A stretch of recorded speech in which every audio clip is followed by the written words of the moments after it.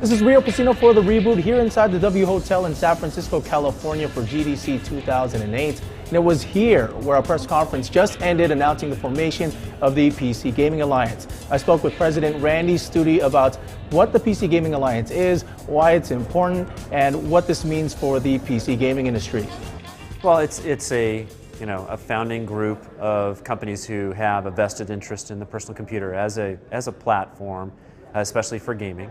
And we're coming together to help consumers from the perspective of resolving some of the common challenges that consumers have with the PC as a gaming platform. Probably most specifically, the inconsistencies from game to game and the inconsistencies in the experience of installing a game, buying a game. Those are the main topics. We also want to make sure that the entire world knows that the PC gaming industry is huge and just how big it is. 263 million online PC gamers worldwide, by far and away the largest gaming platform that exists in the entire world. Now you talk about the numbers. I mean, the numbers are out there and they show that PC gaming is a positive, has a positive impact on the industry as a whole. Yeah. But then you guys come out with this alliance, so I'm kind of confused as to why you guys are doing this if the numbers are so strong. Well, as a student of Andy Grove, one of our major founders of Intel Corporation, he wrote a book called Only the Paranoid Survive. So me being paranoid, I definitely wanted to pay very close attention to the things that were being said about consoles and the next generation consoles and how they're competing against each other and attempting to take gamers away from the PC as a platform. So wanted to make sure that we came out, addressed the consumer experience with the personal computer so that we have a defendable core base of gamers and business models that are the best in the world for gamers to approach gaming. Free games, online games that have subscriptions attached to them, that break the walls, break the barriers that are normally associated with gaming, whether it's a console or a PC platform. You don't have to go into the retail store. You can download a game, you can start playing it right away, and you can have fun with it for hours and hours and hours. In our alliance, we have the hardware side, so Intel, AMD, NVIDIA. We have PC OEMs, Acer and Gateway and Dell and Alienware. We have game developers and publishers, Epic Games, Activision and Microsoft. And we even added, just at the last minute today, we added Razer just for fun, so that we had a nice I/O company. They're a contributor, they're not a promoter, which is the next level down, but they'll participate heavily in the future direction of what happens in terms of the I/O required for playing games on the PC.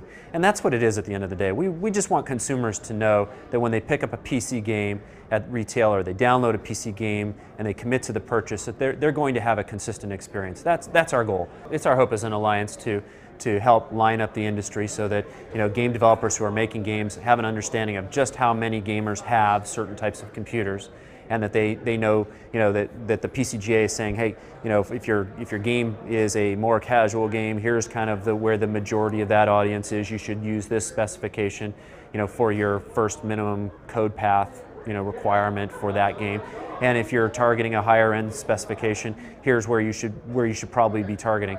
And it's not to sell more high-end hardware. That's not the objective. The objective is really to line the industry up on a set of baseline expectations so that the overall market expectation for PC gaming is consistent, and the consumers are happy with PC gaming, and that they look to PC gaming as the innovative platform that it once was and will be again in the future.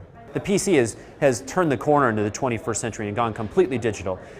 I'm not telling anybody anything new here. If you're a PC user, access to content, the way to get it is broadband.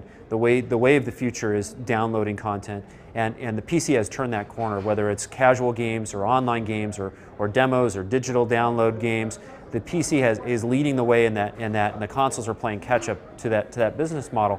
And at the same time, they have to appease their retailers so that the retailers continue to sell their boxes at some fixed pricing mechanism, so that they can have this built-in kitaratsu for their console product.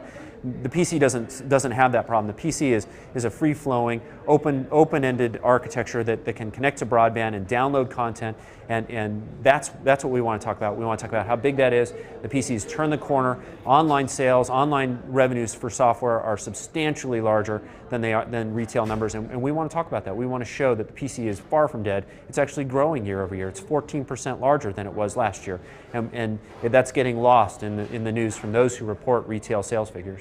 Now, how much is the creation of the alliance due to the success of the console, and how much of that is not? You could say there's a need based on, like I said, paranoia. So, you know, if a console were to look to another console and say, I want to compete against, you know, the Xbox 360. This is Sony maybe saying this. I want to compete against the Xbox 360. I'm going to open up my platform and make it available to, you know, wide open internet, so that anybody who can go surf the internet can have Office, can have the other application suites that Google and others make available online for free. That is a threat to the PC as much as it is to gaming on the PC, and they've in as much said so that they're going to go in that direction. So, you know, the PCGA looking out for the PC as a gaming platform, that's our expectation, and we're going to advocate the PC as being the best platform for all computing, including gaming, and here's why. Randy, appreciate the time. Thanks a lot for joining us. Well, that's it for this show. I'm Rio Pesino for The Reboot. For more GDC coverage, make sure to check out our blog at www.rebootshow.com.